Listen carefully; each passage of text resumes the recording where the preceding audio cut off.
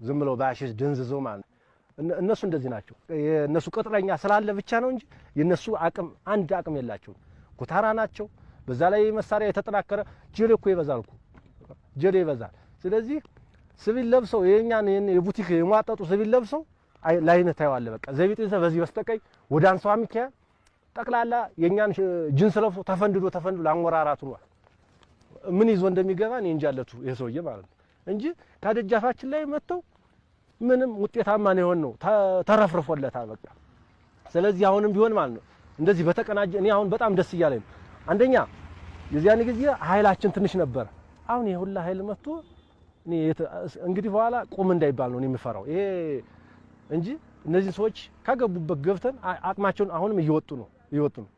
አቅማቸውን አይተነዋል እነዚህን ሰዎች ካገቡበት ገብተን ምድረበዳ እልም አድርገን እነዚህ ሽፍታና እንትን ስለሆኑ ምንም ህግ ወጥ ስለሆኑ